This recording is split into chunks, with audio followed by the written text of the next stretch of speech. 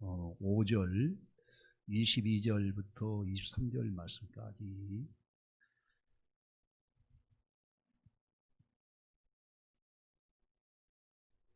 우리 함께 같이 합독합니다. 이르시되 나의 성도들 내 앞에 모으라. 그들은 제사로 나와 언약한 이들이라 하시도다. 마지막 22절 23절 두 절만 더 봅니다. 하나님을 잊어버린 너희여 이제 이를 생각하라. 그렇지 아니하면 내가 너를 찢으리니 건질 자가 없으리라. 감사로 제사를 드리는 자가 나를 영화롭게 하나니 그의 행위를 옳게 하는 자에게 내가 하나님의 구원을 보이리라. 아멘. 아멘. 자, 우리 함께 하나님 말씀을 보는데 그 앞뒤 거리가 한 칸 뛰어서 앉아야 돼요. 그래야 됩니다.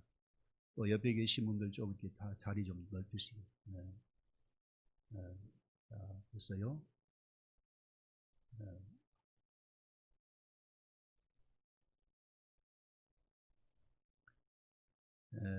우리가 이 마지막 때에 영 분별을 꼭 가져야 될 것은 이 진리 문제입니다. 진리. 진리가 무너지면 우리의 모든 신앙도 무너지는데 삽시간에 무너져요. 우리 기독교 역사를 보게 되면 영국이나 프랑스, 네덜란드 같은 경우는 다 기독교 국가였거든요. 그런데 지금 교회들이 다 무너졌어요. 왜냐하면은 교회 진리가 무너지니까 예배가 또 무너질 수밖에 없는 거고 교회가 무너지게 되는 거예요. 멀지 않아 지금 우리 한국 교회도 그런 엄청난 그런 쓰나미 같은 그런 위기가 우리 앞에 멀지 않아 닥칠 겁니다. 더욱이 요즘은 이제 유튜브 영상을 많이 접하다 보니까 많은 분들이 영적 분별이 안 돼버린 거예요.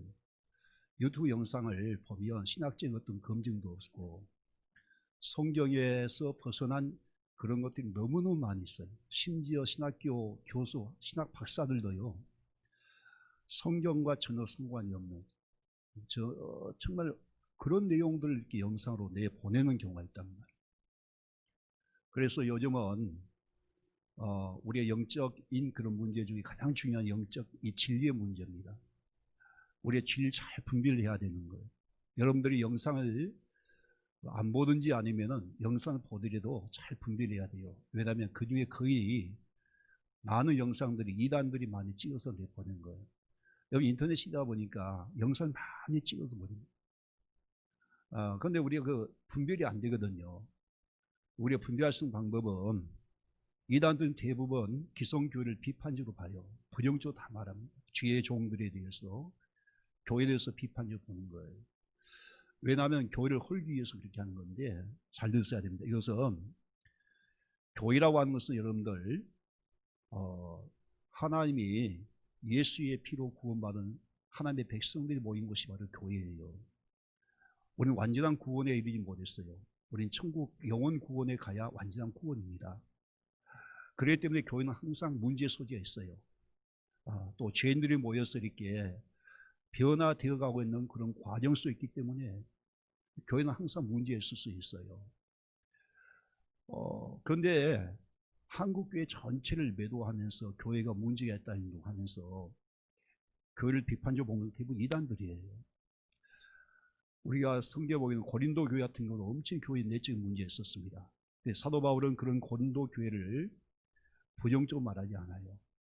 예수의 피로 산 교회이기 때문에 하나님의 영광을 보게 된 거예요. 그래서 교회를 우리가 비판적으로 본다는 거 정말 무서운 겁니다. 바로 이단들이 그렇다는 걸 우리는 알아야 되는 거예요. 두 번째 우리가 조심해야 될 것은 무교회주의입니다. 무교회주의. 교회가 필요 없다는 그런 영상 우리가 정말 삼가야 되는 거예요. 또 요즘 또 그런 목회자가 있더라고요. 뭐 교회가 무슨 소용이 있느냐. 집에서 인터넷으로 예배 드리면 되지. 실제 보게 되면 인터넷 교회가 또 생겼더라고요. 네, 그것은 정말 또 그런 분들을 또 매스컴에서 이렇게 집중적으로 보도하다 보니까 많은 사람들이 거기에 확 마음을 빼앗는 경우가 있어요. 정말 그 무서운 겁니다. 여러분, 영국이나 네덜란드 그 모든 교회들이 무너진 이유가 뭔지 아세요? 예배가 무너져 버리니까. 그때 당시에 그들은 이미 주 5일 근무제를 일찍 했어요. 토요일날 젊은 세대들이 다 밖으로 나가버리고 주일날 교회를 못 나오고, 밖에서 뭐 인터넷 예배 드리면 되는 거고. 그러니 교회가 나중에 그래서 무너져 버리니까, 그렇게 거의 뭐 90% 이상의 기독교였던 영국 교회 같은 경우는 다 교회가 비어 있습니다. 술집도 변해져 있고 이슬람교 다 차지하고 있고, 우리 한국교도 멀지 않아 이번에 특별히 우리 코로나 이런 영상 예배를 통해서 분명히 무너질 때가 있어요. 우린 정신 안 차리면 안 되는 겁니다. 그런 분들 대부분 초대교회를 얘기하면서 초대교회 무슨 교회 건물이 있느냐 하는데 절대 그건 잘못된 거예요. 여러분들, 사도 바울도 교회를 세울 때 들잖아요. 처음에 갔을 때는 교회가 없다 보니까 가정에서 물론 예배를 드릴 수 있었지요. 나중에 그 가정 예배를 통해서 나중에 교회가 나중에 세워지게 된 거예요. 실제 지금도 소아시아 교회는 교회 성전이 있어요. 지금 허물어진 성전터가 다 있단 말이에요. 어떻게 위에 교회가 없습니까?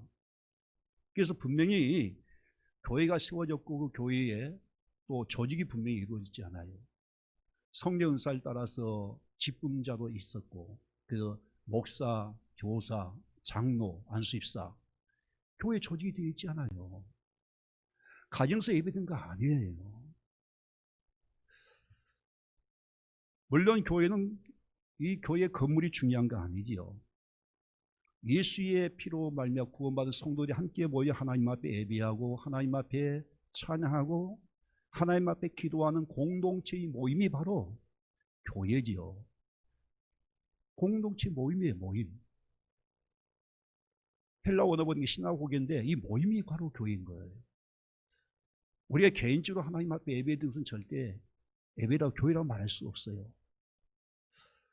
세 번째 우리가 조심해야 될 것은요, 헌금무용론입니다. 예배라는 것은 두 가지 반드시 우리가 드려야 되는데, 몸으로 하나님 앞에 드리는 예배가 있어요. 삶의 예배. 한 주와 우리 삶의 예배를 가지고 이 성경에 나와서 회중 예배 가운데 나와서 우리가 성령의 임재 가운데 하나님의 진리의 말씀을 통해서 우리 예배를 드리는데, 그리고 거기에 예배는 반드시 재물의 예배가 있다는 걸 알아야 되는 거예요. 삶의 예배가 있고 재물의 예배가 있는 거예요.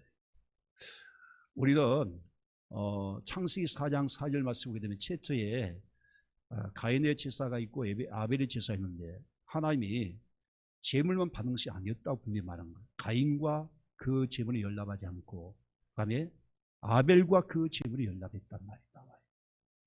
만약에 재물만 받았다면 가인의 삶은 전혀 상관이 없지요. 그런데 가인이 삶이 문제 있었던 거예요. 한 주간 삶의 예배가 잘못되어 버리니까 결국 그 예배가 하나님 앞에 연락되지 않았다는 거예요. 그리고 또 하나님 앞에 드린 재물도 역시 문제 있었던 것이죠. 그러니까 반드시 우리는 삶의 예배를 가지고 이곳에 해중 예배에 나와야 돼요. 그리고 여기서 우리는 반드시 예물로 하나님 앞에 제사 드린 겁니다. 예배 드린 겁니다. 많은 분들이 교회에서 예배 꼭 드려야 되느냐 하는 문제 가지고 논란이 있는데, 물론 우리가 이 코로나의 전염병 문제 때문에 사회적 거리를 둬야 되고 비대면 예배 드려야 되기 때문에, 물론 우리가 집에서 예배 드릴 때가 있지 않아요. 영상 예배 드릴 수밖에 없지요. 비대면을 해야 되기 때문에. 직장인들은 또한 가정에서 재택근무를 해야 되고, 학생들은 학교를 못 가고 집에서 영상으로 온라인 수업을 해야 되고, 또 당연히 우리를 또 이웃의 생명도 귀하기 때문에 당연히 그때 우리가 집에서 영상 예배 드려야 되는 거예요. 그런데 만약에 우리가 이제 거리두기가 완화되면 예배를 쓰는 상황에서 우리는 반드시 이 성경에 나와서 속히 예배가 회복이 돼야 됩니다. 만약 이것이 우리에게 안 돼버리면 나중에 이보다 더 엄청난 전염병이나 환란이 있을 때 우리는 절대 믿음을 지킬 수가 없어요. 마지막 때 환란 때 무섭습니다. 이런 전염병에 이런 재앙은 아무도 아니에요. 엄청난 재앙도 우리에 닥치는데, 만약 우리가 믿음이 없으면 어떻게 그 끝까지 우리가 믿음을 지킬 수 있겠어요? 그러니까 이번 이 코로나 이런 문제가 우리 잘 훈련이 되어 있어야 됩니다.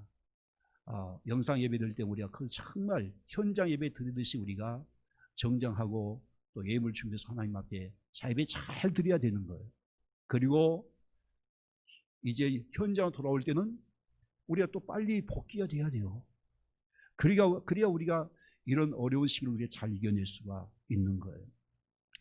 어떤 신학교 교수가 영상에 보니까 이런 말을 했더라고요. 로마서 12장 1절 말씀을 얘기하면서 그러므로 형제들아 내가 하나님의 모든 자비하심으로 너희를 권하노니 너희 몸을 하나님이 기뻐하시는 거룩한 산 제물로 드리라. 이것이 영적 예배다. 그러니 우리 몸으로 하나님 앞에 드는 것이 영적 예배이기 때문에 교회 갈 필요 뭐 있느냐, 집에서 인터넷 예배 드린다라고 신학교 교수가 이렇게 얘기한 영상 보고 깜짝 놀란 거예요.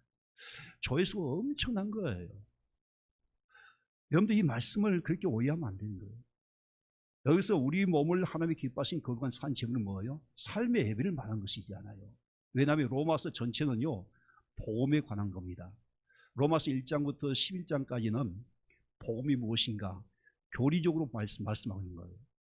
우리가 복음이 뭐죠? 오직 믿음으로 구원받는 것이 복음이잖아요. 그런데 의인은 뭘로 살아야 돼요? 믿음으로 살아가는 거, 삶이 또 있단 말이에요. 그래서 로마서 12장 1절부터는 복음에 합당한 삶, 말씀대로 사는 삶을 얘기한 거예요. 이것이 우리 몸으로 하나님 앞에 드리는 영적 예배다 그렇게 말한 것이지 뭐 교회 필요 없이 집에서 그냥 예배 드린다 그런 뜻은 결코 아니란 말이에요.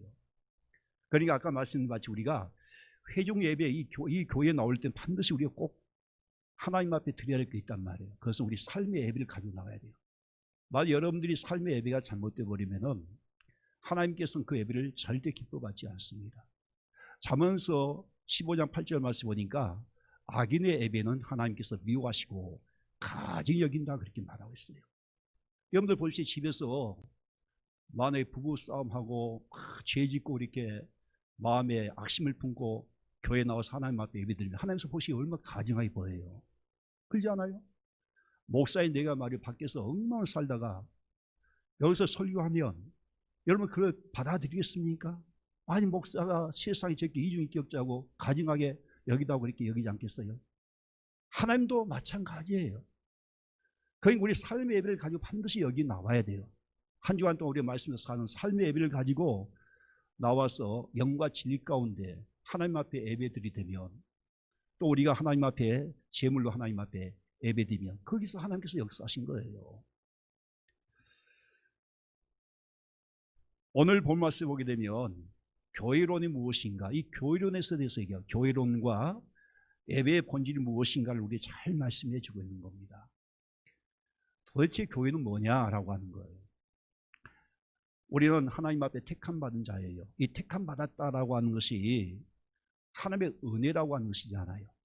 우리가 죄에서 구원받고 하나님의 자녀가 되고 우리가 이렇게 변화되어 가는 모든 것 이것이 사실 하나님의 은혜예요. 지금도 우리 안에 함께 하신 성령님의 돕는 은혜로 우리가 지금 살아오고 있단 말이에요. 택함 받았다는 것이 그런 뜻이면 우리의 구원은 절대 우리 행위로 구원받은 거 아니에요. 죄에서 구원받는 건 오직 하나님의 은혜로. 왜? 하나님의 택함 받았기 때문에. 그런데 놀랍게 성경 말씀 보니까 택하신 목적이 있다는 걸 알아야 된단 말이에요. 왜 하나님께서 나를 택하여 주셨을까? 이 세상 모든 만민 중에서 너는 내 것이다, 내 자녀가 되었다라고 하면서 우리를 택하여 불러냈을까? 여러분 택하신 목적이 없겠어요? 안 그래요 여러분들? 이 세상 모든 거 다 봐봐요. 다 만든 목적이 있는 거예요. 만든 사람도 있겠지만은 그걸 만든 목적이 있는 거예요. 하찮은 물건 다 봐요. 다 만든 목적이 있지 않습니까? 그러니까 우리 인간은 태어날 때부터 마찬가지로 하나님 앞에 목적이 있는 존재입니다. 왜 하나님이 우리를 택하여 불러내실까? 그 이유가 뭐라고 생각하세요? 그것은 성경 전체를 보면 하나씩 얘기하고 있는 거예요. 오직 우리로 하여금 하나님께서 영광을 받기 위함이다 이거예요. 하나님께서 우리에게 영광을 받기 위해서 하나님께서 우리를 택해 불러냈다는 거예요. 고린도서 6장 19절부터 20절 말씀 보게 되면 우리는 예수의 피로 우리 몸을 샀다고 말씀한 거예요. 그리고 우리 안에 성령 오셔서 성령의 전이 되었는데 그 이유가 뭐지? 우리의 몸으로 무엇을 하든지 하나님께 영광을 돌리게 하려 하십니다. 오직 하나님께 영광 돌리기 위해서 하나님께서 우리를 구원하셨다는 거 아니겠어요? 여러분, 그러기에 이것이 하나님께 영광 돌리는 것이 뭐냐? 단순히 우리가 교회에 나와서 하나님 앞에 예배만 드는 것이 영광입니까? 우리 삶이 하나님께 영광이 들려야 되는데, 우리 삶이 하나님께 영광 된다는 것은 뭔 말이에요? 아까 말씀드렸지, 한정 우리 삶의 예배가 중요하다는 거예요. 우리 한 주간 삶의 예배를 통해서 하나님께 영광을 돌리고, 그 예배의 삶을 가지고 우리는 하나님 앞에 나와서 회중 가운데, 이 예배 가운데 나와서 우리 하나님 앞에 감사함으로 귀한 예물 드리면서 하나님 앞에 예배 드는 것이 바로, 그것이 진짜 예배인 거예요. 우린 절대 이걸 벗어나면 안 됩니다. 여러분들 인터넷 절대 여러분들 그거 속으면 안 되는 거예요. 큰일 납니다, 여러분들. 교회가 무너지면 여러분 다 신앙이 타락할 수밖에 없는 거예요. 그래서 우리는 교회론이 반드시 세워져야 되는 겁니다. 하나님께서 이스라엘 백성들을 택해낼 때도 분명히 얘기하셨어요. 왜 하나님이 택하여 불러냈을까? 이스라엘 백성들을.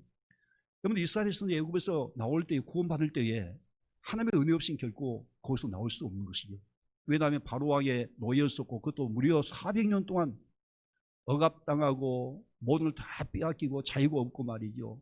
그런 노예들이 어떻게 무슨 힘 가지고 이스라엘 군대와 맞서 싸워서 거기서 나올 수 있습니까? 하나님의 은혜 없이는 결코 안 된 것이지요. 그러기에 하나님께서 모세를 택하여 그 이스라엘 백성들에게 뭘 보여준 것이죠? 애굽의 10가지 재앙을 통하여 그들 건져낸 거 아니에요? 그리고 마지막의 재앙이 뭡니까? 어린 양 유월절 피잖아요.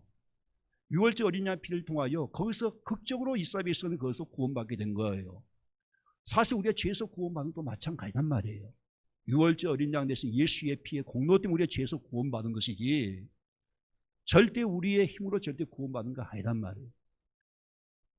그런 택함 받은 그 구원받은 이스라엘 백성들을 어디 인도한 것이죠? 홍해를 건너기 위해서 시내산까지 왔는데, 시내산에서 그 택함 받은 이스라엘 백성들과 뭘 한지 아세요? 택함 받은 자 언약을 맺게 된 거예요. 택함 받은 자 언약을 맺었어요.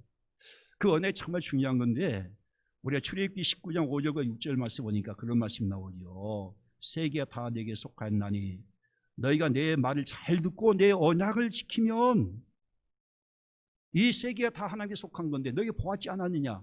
애굽에서 내가 10가지 재앙을 통하여 하나님의 살아계심을 너희가 보았지 않았느냐? 그러니 너희는 내 말을 잘 듣고 내 언약을 지키게 되면은 그때 너희가 내 소유가 되겠고, 거기 16절 6절 말씀 보니까 제사장 날라되며 세 번째 뭐예요? 거룩한 백성이 되리라. 엄청난 축복인 거예요. 그러니까 이스라엘 백성이 이 축복은 그냥 받은 거 아니라니까요. 택함 받았다 해서 무조건 이 축복을 받은 거 아니고, 그들이 하나님의 언약을 맺고 지켜나갈 때에 이 엄청난 복을 받게 된다는 거예요. 내 소유가 되게 하겠으며 하나님의 거룩한 백성이 된다는 거. 하나님께서 뭐예요? 늘 지키시고 함께 하시고 인도하시고 복을 주신다는 거 아니에요? 그러니 무조건 택함 받았다 해서 복 받은 거 아니고, 언약을 너희가 지킬 때 그 복을 주시겠다는 것이잖아요. 그런데 그 언약을 오늘 말씀 보게 되면 제사로 언약을 맺었다라고 말씀한 겁니다. 제사로 언약을 맺었다는 것이지. 오늘 말씀 5절 말씀 나와요. 이르시되 나의 성도들 내 앞에 모으라. 그들 뭘요? 제사로 나와 언약을 한 이들이다. 놀랍게 하나님께서 이스라엘 백성들과 언약을 맺었는데 뭘로 언약을 맺었냐? 제사로 언약을 맺었다는 거예요. 제사가 뭘 것 같아요, 여러분들? 아까 전 말씀같이 놀랍게 이스라엘 백성들에게 시내산에서 언약을 맺고 나서 제사로 언약을 맺었는데, 그래서 이스라엘 백성 뭘 주는 거는 두 가지 준 거예요. 하나는 성막을 준 거예요. 두 번째 뭘 줬어요? 율법을 준 거예요. 율법은 다른 거 아니지. 율법은 하나님께 섬기는 법이에요. 어떻게 하나님을 잘 섬길 수 있는 방법 뭐냐? 이것이 바로 율법인데, 율법 안에 보면 두 가지 있잖아요. 하나는 우리 몸으로 하나님을 섬기는 법이 있고, 우리 몸으로 섬기는 법이 뭐야? 아까 로마서 12장 1절 같이 뭐예요? 우리 몸으로 하나님께 드리는 거룩한 산제물 드리는 법이 있단 말이에요. 그것이 말씀을 순종하는 걸 말하지요. 뭐뭐 하라 하지 말라. 그것이 바로 십계명이 있는 출애굽기 20장부터 23장까지예요. 우리 몸으로 섬기는 법. 살인하지 말라, 내 품을 공경하라, 뭐 이웃을 거짓 증거하지 말라, 탐내지 말라. 우리 몸으로 섬기는 법이에요. 이 삶의 예배가 그래서 중요하다는 것이지요. 삶의 예배를 통해서 하나님 앞에 예배가 언제 이루어진 것이지요. 두 번째 법이 있는데 그게 출애굽기 25장부터 레위기까지인데 물질로 섬기는 법이에요. 반드시 하나님 앞에 나올 때는 빈손 나오지 말라 했어요. 그런데 그 물질이 많고 적음을 떠나서 하나님께서는 딱 법을 주셨는데 놀랍게 하나님 앞에 제물 드릴 때는 어떤 사람은 황소를 드려야 되고 어떤 사람은 염소와 양을 드려야 되고 그것도 안 되면 어떤 사람은 산비둘기나 집비를 드려야 되고 그것도 안 되면 어떻게 됩니까? 밀가루 한 움큼이 가지고 그것을 반죽해서 진설병을 만들어서 하나님께 드린 전쟁했단 말이에요. 이것은 하나님께서 물질을 요구한 것이 아니죠. 누구나 다 하나님 앞에 나와 물질로 하나님 앞에 헌신할 것을 말씀해 주고 있는 거예요. 그 마음속에 감사가 있느냐 없느냐 하나님 그걸 보신다는 것을 알 수 있단 말이죠. 여러분들 예배를 잘 정립을 하셔야 됩니다. 그러니 여러분 유튜브 요즘 보면 헌금의 무용론을 얘기하는데 정말 무서운 거예요. 어떻게 우리 헌금 없이 우리가 선교할 수 있고 어떻게 구제할 수 있고 우리 어떻게 복음을 전할 수 있습니까? 초대교회 봅시오. 예수님께서 고린도전서, 고린도후서 8장부터 9장까지 봐봐요. 고린도교회 성도에 편지하면서 마게도냐 성도 예를 들지 않아요. 마게도냐 성도들은 극심한 가난과 환난 가운데서도 풍성의 열매를 들었으니 너희들도 인색한 마음으로 억지로 드리지 말고 감사함으로 하나님 앞에 예물 준비하라고 헌금을 연보를 준비하라고 얘기했잖아요. 어떻게 헌금을 무용 필요 없다는 거예요, 여러분들. 교회 문 닫아야 돼요. 그리고 주의 복음 전할 수 없어요. 우리의 선교와 구제하는 걸 절대 헛되게 생각하면 안 됩니다. 이게 주님의 지상 명령이에요. 물론 오늘날 교회들이 목사의 어떤 탐욕 때문에 결국 교회가 비방받는 일이 많이 있어요. 그건 한국교회 전체가 그러지 않지 않아요. 여러분, 우리 유튜브 정말 조심해야 됩니다. 그런 영상들이 수없이 많이 올라와 있는 거예요. 오늘 말씀에 보게 되면 5절 말씀에 나의 성도들을 내 앞에 모으라 있어요. 나의 성도들이라 얘기한 거예요. 성도란 말이 뭔 말이죠? 하나님의 거룩한 백성들, 택한 거룩한 백성들을 얘기한 거예요. 그런데 그 백성들 뭐요? 내 앞에 모으라. 이 모임, 이것이 헬라 원어 보게 되면 시나고게 회중, 이 예배를 얘기한 거란 말이죠. 모이라는 거예요. 왜 그래요? 그들이 나와 뭘로 언약을 맺었기 때문에 제사로의 언약을 맺기 반드시 모이라는 거예요. 내 앞은 어떤 것을 말하죠? 하나님의 앞인데 하나님의 앞이 뭘 말한 것이 여기서 보게 되면 하나님이 계신 성전을 얘기한 겁니다. 자, 열왕기상 8장 13절 말씀 보겠습니다. 내가 참으로 주를 위하여 계실 성전을 건축하여 쌓으니 그 성전이 어떤 것이죠? 주께서 영원히 계실 처소로소이다. 역대하 6장 2절 말씀 시작. 내가 주를 위하여 거하실 성전을 건축하여 쌓으니 주께서 영원히 계실 처소로소이다. 하나님의 성전은요 하나님의 집이고 예수님도 말씀하셨듯이 하나님의 집이고 만민이 기도한 집이고 왜 그래요? 그곳이 바로 하나님의 계실 영원한 처소이기 때문에 그래요. 어떤 분이 그래요. 아니 하나님이 가면 성전에 계십니까? 집에 계시잖아요. 우리 삶에 다 계시잖아요. 그 말은 맞아요.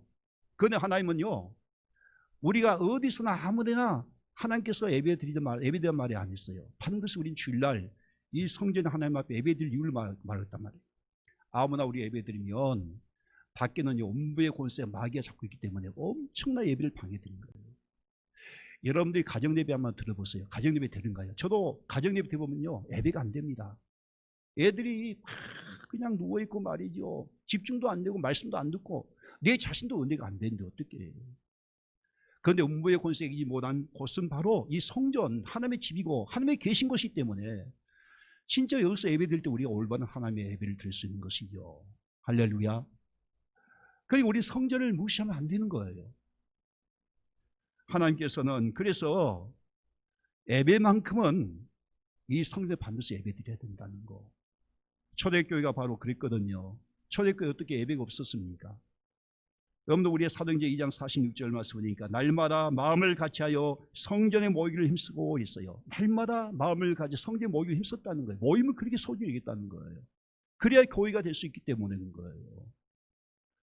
그리고 집에서 떡을 떼며, 이것은 뭐예요? 우리가 목장 모임이 있어요. 성도끼리 모여서 함께 교제했다는 것을 말하고 있단 말이에요. 이 교회는 반드시 모여서 하나님 앞에 예배하고 또 함께 또 교제가 반드시 있어야 된다는 것을 말씀해 주고 있단 말이에요. 여러분들이 혼자 이렇게 예배된다는 것은 물론 예배가 되는지 모르지만 그 위험한 겁니다. 절대 여러분들 편하다고 해서 좋은 거 아니에요. 우리끼리 솔직히 한번 얘기해 보세요. 예배 되든가요? 안 되는 거예요.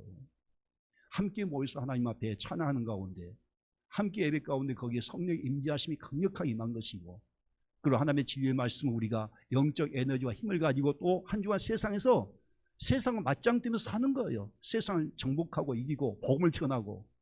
이것이 신앙생활 아니에요? 혼자 여러분 집에서 예배 그만 드리고 그냥 예수 안 믿죠 하고 말이죠. 복음도 전하지 않고. 그것이 무슨 신앙생활입니까? 오늘 보면 5절 말씀 보니까 제사로 하나님과 언약을 맺은 자리다. 그러니까 우리가 예배 때문에 하나님 앞에 택함 받았음을 꼭 믿을 수 있길 바랍니다. 뭐라고요? 예배 때문에 하나님의 선택받았다는 거예요. 우리가 죄에서 구원받은 것 한 가지 이유, 그 뭡니까? 예배 때문인 거예요.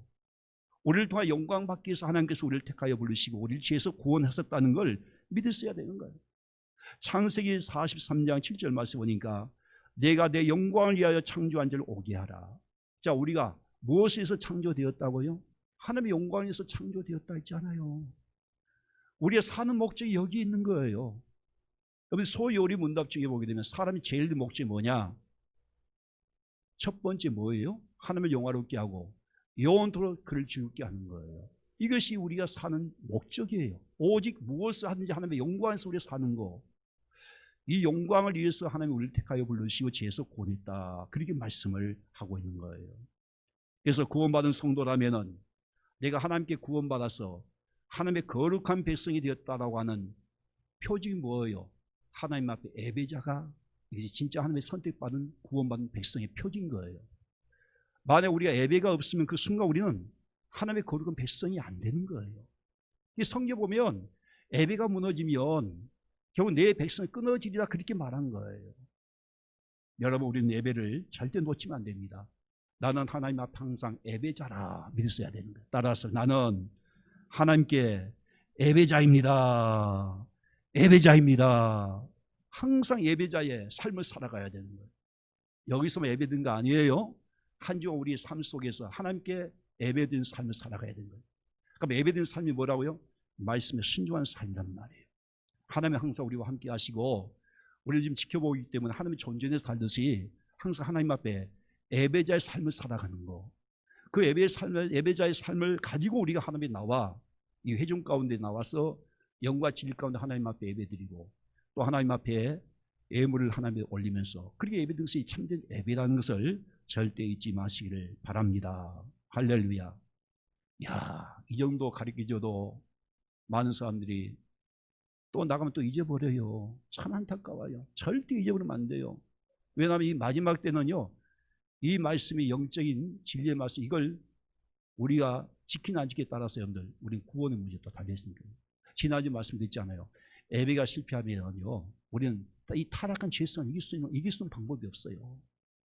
그나마 우리가 나와서 기도하고 또 말씀 듣고 예배 드리니까 우리 타락한 이 죄성을 다스려 이길 수 있는 거고 그렇게 한 것이지요. 이 교회 생활이 그래서 중요하다는 거예요. 그러면 오늘 말씀 보면 우리가 예배를 드릴 때에 예배 드리는 자세가 뭐냐? 오늘 말씀 한 가지 얘기하기를 하나님 앞에 제사 드릴 때에 감사로 제사를 드린 자가 하나님을 영화롭게 한다. 그렇게 말씀한 거예요. 오늘 보면 23절 말씀 보게 되면 그런 말씀 나오죠. 감사로 제사를 드린 자가 나를 영화롭게 하나니. 감사 제사가 오직 하나님께 영광이 된다는 거예요. 우리가 하나님께 택함 받고 이렇게 죄에서 구원받은 목적이 하나님께 영광을 돌린 건데 오직 하나님께 예배 드릴 때에 감사 없는 예배는 하나님께 영광이 안 된다는 것이지요. 그러니까 예배 가운데 가장 중요한 것은 우리 마음의 감사예요. 오늘 보면 14절과 23절 말씀 보게 되면 우리가 예배 드릴 때에 감사로 제사를 드리라 이 말씀이 두 번이나 반복되지 않아요. 우리 아무리 예배 드리고 헌금을 많이 하나님 앞에 드린다 할지라도 그 드린 그 사람의 마음속에 감사가 없다면 하나님이 그 예배를 기뻐하지 않는다, 그렇게 말씀하셨단 말이에요. 그러므로 우리는 찬양 드릴 때도 하나님 앞에 감사함으로 찬양해야 돼. 내가 구원받으며 하나님 앞에 너무나 감사해서 정말 눈물로 감격하는 그런 마음으로 하나님 감사하면서 찬양해야 되는 거예요. 그리고 우리가 또 하나님 앞에 기도를 또 마찬가지예요. 기도를 때 내가 감사함으로 하나님 앞에 기도해야 되는 거예요. 감사 없는 기도는 호공치는 메아리에 불과합니다. 감사 없는 기도는 혼자 호공에다가 독백으로 혼자 기도하는 것과 마찬가지예요. 이 사도 바울은 빌립보서 4장 6절 말씀에 보니까 아무도 염려하지 말고 오직 모든 일에 기도와 간구로 따라합시다. 너희 구할 것을 기도하는 것은 뭘로 하리라? 감사함으로 하리라 했어요. 항상 우리는 감사가 빠지면 안 된다는 거예요. 말씀 들을 때도 우리는 감사하는 마음으로 말씀을 드려야 됩니다. 지금 내게 주신 이 하나님의 엄청난 이 말씀이 얼마나 감사합니까? 하나님의 말씀 믿어지니까 말씀 나에게 주신다는 그 말씀, 그 믿음을 가지고 하나님 감사할 수밖에 없지요. 감사함으로 아멘, 아멘 하시고, 아, 오늘 이 말씀 나에게 생명의 양식이 되겠구나 해서 감사하고, 그래서 그 말씀을 받아들여야 한다는 거예요. 처음에 코로나가 생길 때에 영상 예배 우리가 처음 드렸을 때에 그때 많은 애환이 담긴 눈물겨운 이야기가 있었어요. 한 번 권사님이요, 처음으로 이제 집에서 영상 예배 드릴 때에 가정에서 하나님 앞에 예배드리는데 그렇게 눈물이 나오더라는 거예요. 하나님 앞에 나가서 예배드리지 못한 것, 그 마음, 안타까운 마음 때문에 가슴이 찢어질 듯이 아프면서 그렇게 눈물이 나오더라는 거예요. 또 어떤 분은 현장 예배가 그렇게 소중함을 그때야 비로소 깨닫게 되었다는 거예요.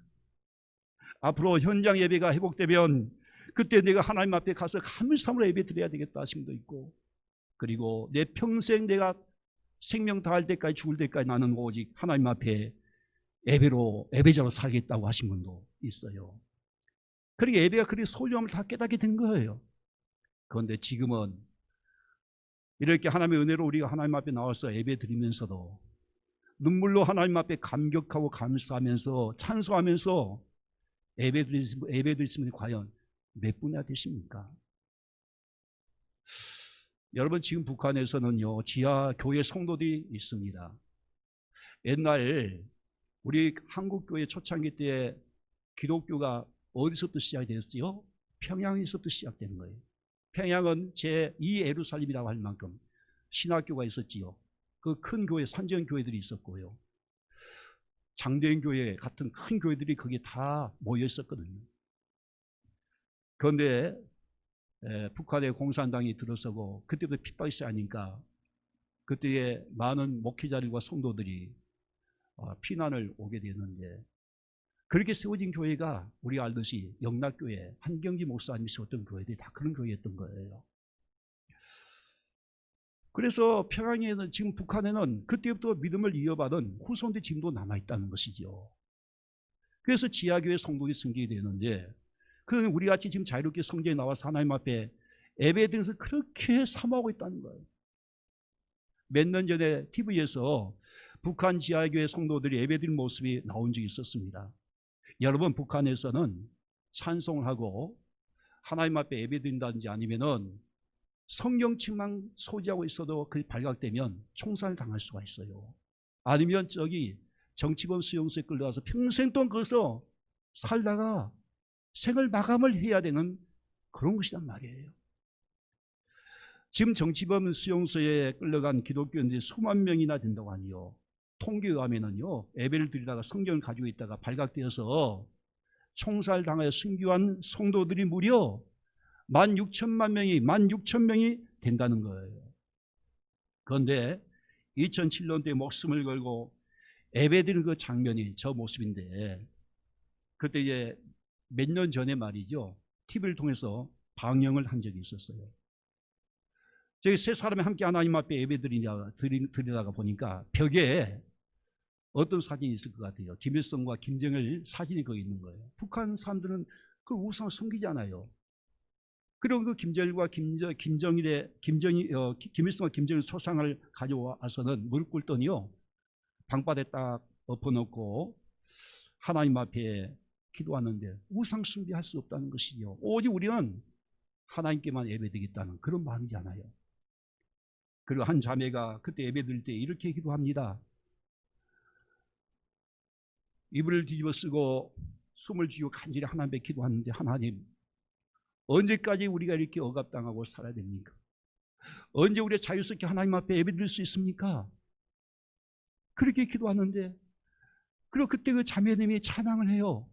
할렐루야 할렐루야, 내 앞길 멀고 험해도 나 주님만 따라가리. 숨을 쥐고 입을 뒤집어 쓰고 찬양하는데, 저도 그걸 보고 참 눈물이 나오더라고요. 여러분, 찬양할 때 그냥 부르지만 우리는 그러지 않아요. 그런 목숨 걸고 하나님께 찬양하는데, 그런 가운데 하나님 앞에 그로 예배드릴 수 있다는 것이 얼마나 감사한지. 그런데 2007년 이후에 그들의 모습은 사라졌습니다. 그래서 그들이 처형당한 것을 알고 그때 우리 남한에서 방송을 통해서 그래서 그 방영을 하게 된 거예요. 여러분, 찬양을 하다가 발각되면, 하나님 앞에 예배드리다 발각되면 죽을 줄 알면서도 그는 할렐루야 할렐루야, 내 앞길 멀고 험해도 오직 나 주님만 붙들고 나가리라, 그 찬양을 그렇게 하나님 앞에 감사하면서 하지 않습니다. 그런데 우리는 이렇게 대한민국 자유민주국가에서, 그것도 종교의 자유로 하는 헌법의 보장을 받고 이렇게 나와서 하나님 앞에 우리가 예배드릴 수 있지 않아요. 그런데 이런 가운데 하나님 앞에 예배드리면서 우리가 얼마나 하나님 앞에 감사하는 거예요. 감사가 없어요. 우리가 하나님 앞에 예물 들도 마찬가지예요. 헌금도 우리가 억지로 하나님 앞에 인색함으로 한들 그 무슨 소용이 있습니까? 우리가 왜 11조를 드린지 아십니까? 내가 가진 거 모든 거 다 하나님의 은혜로 된 것입니다. 하나님께서 내게 생명 주셨고 건강 주셔서 내가 이렇게 하나님께 복을 받았습니다. 다 하나님의 것입니다. 모든 거 하나님의 주권입니다. 그래서 우리가 하나님의 믿음으로 고백하면서 드린 것이 11조 예물이 아닙니까? 우리의 영혼이 죄로 말미암아 지옥 갈 수밖에 없는 저희들, 멸망받을 수밖에 없는 저희들, 무슨 능력으로 힘으로 우리가 구원받을 수 있어요? 오직 예수 십자가의 은혜뿐이요, 하나님의 은혜밖에 없는데, 그 구원받은 감격과 은혜 너무나 감사해서, 그래서 우리가 하나님 앞에, 그래서 우리가 감사함으로 하나님께 드리는 것이 바로 예물이요 헌신이 아니고 무엇이겠어요? 그래서 어떤 분은 10의 9조를 드린 사람도 있고, 어떤 사람은 그 은혜가 너무나 감사해서 10의 5조, 10의 3조를 드린 사람도 있고 10의 2조를 드린 사람도 있어요. 왜? 우리가 구원받으면 너무나 감사해서, 그 은혜가 너무나 감사해서, 너무나 그 은혜가 크기 때문에 하나님 앞에 그렇게 하는 거 아니겠어요? 물론 우리가 이 구원받은 것을 여러분들이 지금 실감이 안 날 겁니다. 물론 당연하지요. 이 세상 사는 것이 얼마나 재밌어요. 그래서 실제 여러분 천국 가서 한번 보십시오. 어떻게 생각하십니까? 야, 천국이 내가 왔다니. 아, 나 같은 죄인이 천국에 왔다니. 하나님 앞에 가서 보면, 야, 세상에 이렇게 좋을 수가. 아니, 내가 이렇게 구원받았다니. 지난번에 말씀드린 것이, 여러분들이 천국 가면 여러분들에게 대통령 줄 테니까 세상 내려갈 거나 물으면, 누가 대통령 그거 하려고 세상 내려와서 누가 있습니까? 세상 모든 거 준다 해도 안 갈 거예요. 왜? 그렇게 천국이 좋은데요. 그러니 오직 하나님 앞에 거기서 감사밖에 나오지 않겠어요? 야, 내가 구원받은 것은 하나님의 은혜였구나. 내 공로 티끌도 없었고 티끌만 또 없었구나. 하나님의 은혜였구나.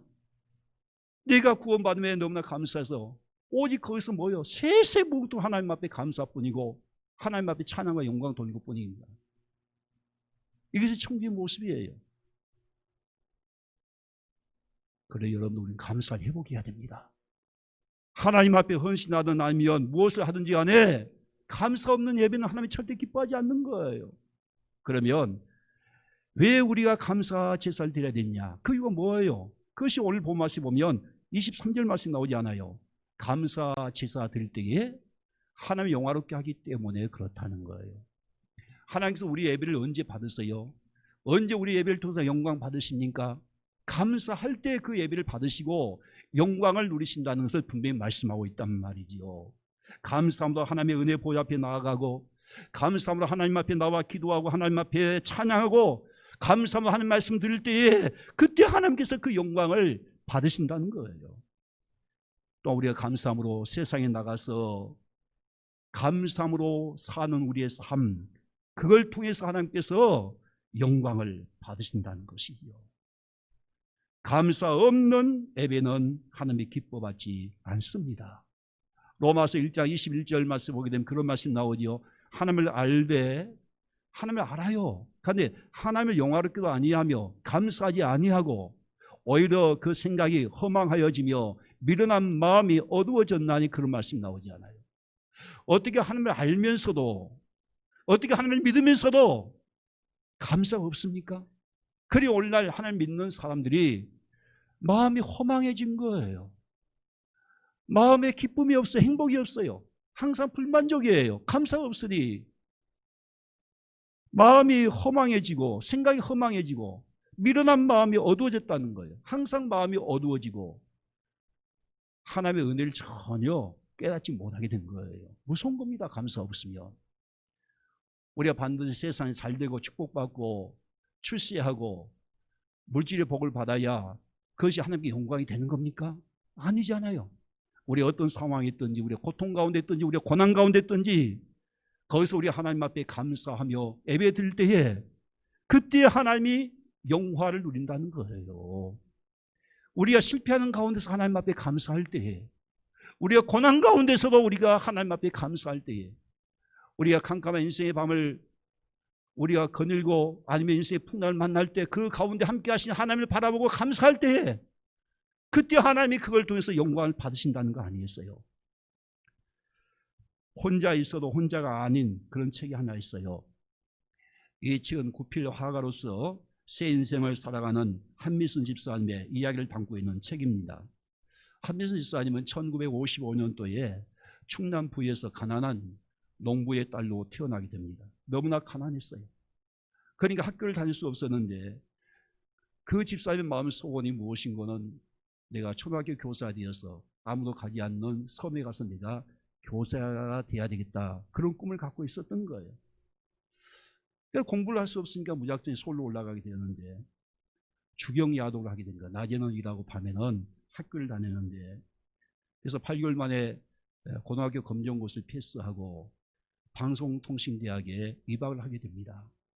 그리고 거기서 좋은 남자를 만나게 되는데 안타깝게도 결혼을 8개월 앞두고 교통사고를 당하게 돼요. 운전을 하다가 교통사고 당했는데 그때 경추가 이렇게 나가서 전신마비가 오게 되었어요. 그러니까 목 위에만 살아 움직이고 나머지 모든 수족은 다 움직일 수 없는 거예요. 마비가 된 거예요. 손가락 하나 까딱 할 수가 없었던 거예요. 그 절대 절망의 그 자리에서 그때 놀랍게 그가 예수를 만나게 되고 절대 희망 되신 예수님을 붙잡게 됩니다. 그 절대 절망의 그 자리에서 그때 그는 입으로 붓을 물고 그림을 그리는 구족 화가의 꿈을 꾸고 그림을 그리기 시작하게 된 거예요. 그리고 그가 쓴 책에서 이런 말을 했습니다. 입에 붓을 물고 화선지에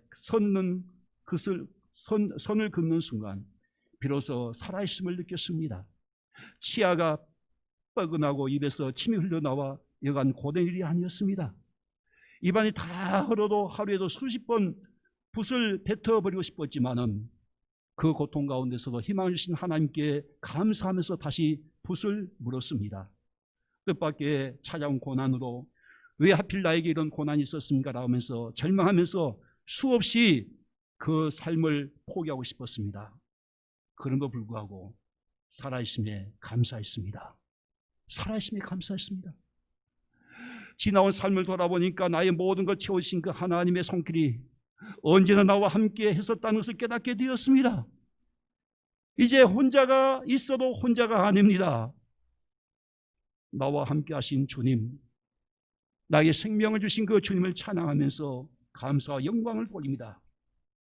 그는 그 절대 절망의 상황에서도 잃어버린 것 때문에 원망불평하지 아니하고 살아있음에 하나님 앞에 감사한 거예요. 살아있는 것만으로 감사하다. 그리고 내게 새로운 꿈을 주신 그 하나님 앞에 감사했던 거예요. 그래도 놀랍게 하나님께서 그 집사를 사용하고 있다는 거 아닙니까? 도리어 그 집사를 통하여 하나님께서 영광을 받고 있어요. 그가 가는 곳마다 하나님의 살아있음을 증거하고 전하면서 하나님을 영화롭게 하고 있단 말이에요. 이렇게 감사는 하나님을 영화롭게 하는 것입니다. 그러면 사랑하는 성도 여러분, 우리 어떤 문제를 만나고 어떤 고통을 당하고 어떤 질병을 당하고 어떤 슬픔의 상황에 있을지라도 오직 하나님 앞에 감사하십시오. 하나님이 함께 하심에 감사하시고, 그리고 나에게 생명 주심에 감사하시고, 그렇게 하나님께 감사 영광 돌릴 때에 하나님께서 여러분들을 절망 가운데서 반드시 건져 주실 겁니다. 오직 감사만이 하나님을 영화롭게 한다고 말씀한 거예요. 그러면 우리가 어떻게 해야 하나님께 감사가 회복될 수 있을까? 왜 많은 사람들이 하나님 앞에 감사로 예배 못 드릴까? 그 한 가지 이유가 있는데, 그것은 우리 마음의 문제인데, 내 마음의 주인이 누구냐, 그거예요. 여러분들이 여러분 마음속에 하나님의 주권이 쓰지 못하면 우리는 하나님 앞에 절대 감사가 될 수가 없는 겁니다. 오늘 말씀의 배경을 그만 보면 이스라엘 백성들이 하나님 앞에 예배 안 드린 거 아니에요. 그들이 수없이 하나님 앞에 제물 많이 바쳤어요. 그런데 왜 하나님께서 그들 가리켜서 하는 말이 오늘 22절 말씀 보니까 하나님을 잊어버린 너희여 그렇게 책망했을까요? 왜 그렇게 택함받은 이스라엘 백성들 하여금 너희가 나를 잊어버렸다고 이렇게 책망하시면서 이제 이를 생각하라. 그렇지 아니하면 내가 너희를 찢으리니 건질 자가 없으리다.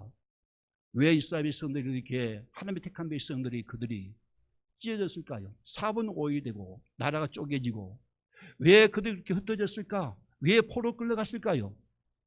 좁음에서 왜 우리 가정이 찢어질까요? 하나 되지 못하고 화목되지 못하고 왜 가정의 불행이 계속될까요? 감사 없기 때문입니다. 이스라엘 백성들이 택함 받았지만은 분명 아까 말씀 5절 말씀에 제사로서 언약을 맺었단 말이에요. 그런데 그 제사 가운데 하나님 앞에 감사가 없는 거예요. 그런데 감사가 없는 이유가 뭐냐?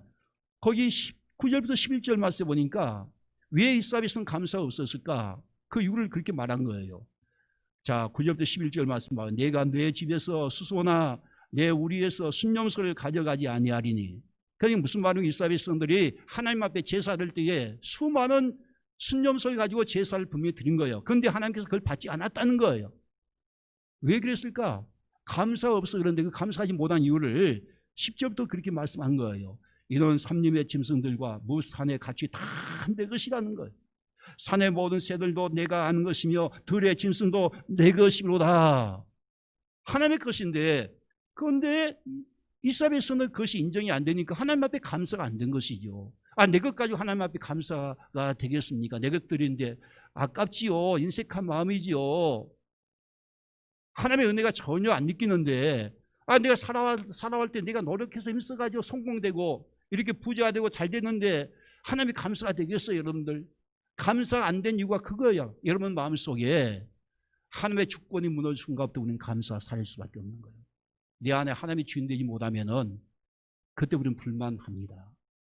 아무리 가져도 그 절대 우리가 마음에 채우지 않는 거예요. 그러지 않아요, 여러분들? 우리는 하나님의 자리에 앉아있으면 그 순간부터 우리는 감사가 안 나옵니다. 감사 없는 이유는 여러분들이 지금 내가 하나님의 자리에 있다는 증거예요. 그것이 그렇게 무서운 거예요. 그것은 골로새에 보면 탐심을 얘기하죠. 탐심이. 우리 마음의 우상이 바로 내가 하나님의 자리에 있는 순간부터 탐심이 있는 거고, 이것이 바로 우상 숭배예요. 그러면 거기 우리 무슨 감사 있겠어요? 하나님, 내가 지금까지 되어진 모든 거 다 하나님의 은혜였습니다. 내 공로 하나도 없습니다. 다 모든 거 하나님의 은혜입니다. 내가 하나님 앞에 이렇게 헌신한 것도 하나님의 은혜였고, 하나님의 드린 것도 하나님의 은혜였고, 나의 나린 모든 것 다 하나님의 은혜로 되었습니다. 그렇게 하나님의 주권이 인정될 때에 그때 하나님 앞에 은혜로 여기고 감사가 나온 것이지요. 그런데 여러분들 하나님의 은혜로 여겨집니까? 막 내가 하나님의 자리에 앉아가지고 내가 잘해서 똑똑해서 내가 이렇게 했다 그렇게 여기고, 그러니 여러분들 감사가 메마를 수밖에 없는 것이죠. 하나님의 주권이 무너지고 내가 주인 되어버리는 그 순간부터 하나님은 거기에 간섭할 수 없어요. 무서운 거예요. 아담과 하와가 자기 하나님의 자리에 올라가는 그것 때문에 결국 타락하는 거, 결국 하나님을 떠나게 되고 예배가 무너지게 되고 그 순간 모든 걸 다 잃게 되는 거예요. 우리는 하나님의 자리를 절대 넘보면 안 되는 겁니다. 우리 안에 모든 걸 하나님께로 되어졌다는 거, 모든 걸 하나님의 것이었고 내가 지금 살아온 모든 걸 하나님의 은혜로 되었다고 내 안에 하나님의 주권이 바로 세워져야 돼요. 예수 믿는 건 뭡니까 여러분들? 예수 믿는 다른 거 아니잖아요. 나는 죽고 예수님 내 안에 주인 되는 거 아니에요? 예수님 내 주 됐으면 믿고 내 마음에 영접한 순간 나는 없어요. 예수님만이 내 주인 되는 거예요. 우리는 예수님의 종이에요. 이것이 예수 믿는 거 아니에요? 우리는 빨리 하나님의 주권이 회복돼야 돼요. 잠언서 16장 9절 말씀 보게 되면 사람이 마음으로 그 자기의 길을 계획할지라도 그의 걸음을 인도하신 분 누구예요? 하나님이시단 말이에요. 우리 아무리 계획을 쌓고 우리 인생을 설계하고 뭐 해도 그 발걸음을 인도하시면 여호와 하나님이십니다. 그리고 우리가 시편 127편 1절 말씀 보게 되면 여호와께서 집을 세우지 아니하시면 세우는 자의 수고 헛되고 여호와께서 성을 지키지 아니하시면 파수꾼이 깨어있음이 헛사로다 했어요. 아무리 우리가 뭐 노력하고 뭐 해도 하나님이 지켜주지 아니하면 모든 다 헛될 수밖에 없다는 거 우리 인정해야 된다는 거예요. 이것이 하나님의 주권이 우리 가운데 세워진 것을 말씀해요. 그럴 때 우리가 하나님 앞에 감사가 회복이 되고, 그럴 때 우리가 예배가 회복되고, 그럴 때 우리가 오직 무엇을 하든지 그저 하나님 앞에 영광 돌리는 진짜 구원받은 목적도 사는 거고, 하나님 앞에 창조받은 목적도 우리가 바로 사는 거예요. 그런 구원받은 목적도 우리 바로 살 때 하나님 앞에 가면 우리가 얼마나 큰 축복을 누리겠습니까? 세상 살아가면서 하나님께 구원받은 목적도 모르고 자기 멋대로 살다가 하나님 앞에 가면 얼마나 창피하겠어요, 그 인간 인생이. 여러분, 이제 말씀을 마치겠습니다. 우리는 하나님과 언약을 다 맺었어요. 뭘로 언약을 맺었다고요? 예배로 언약을 맺은 거예요.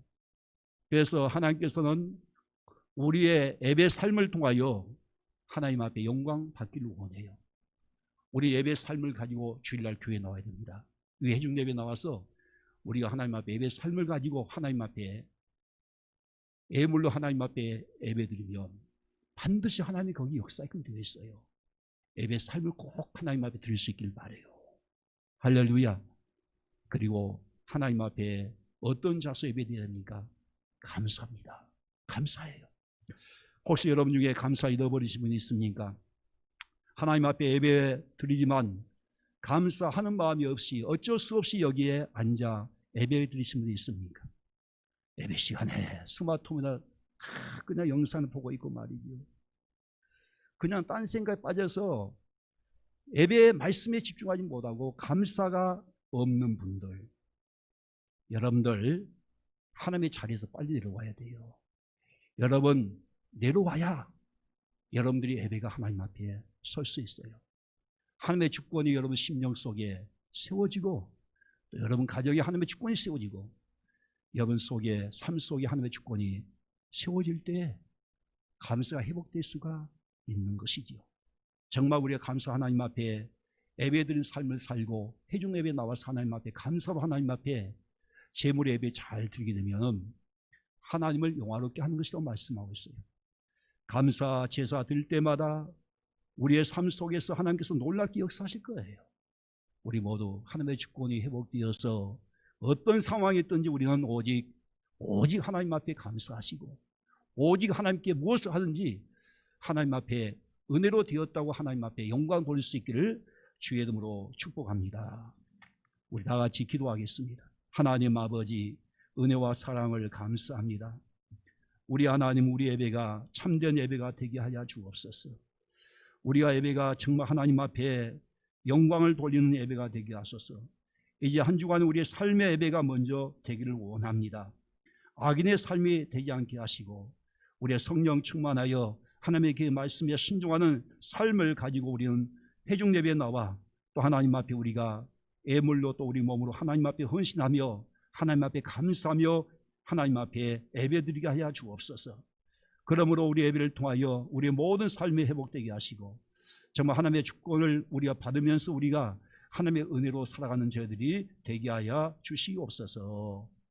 예수님의 이름으로 간절히 축복하며 기도하옵나이다. 아멘.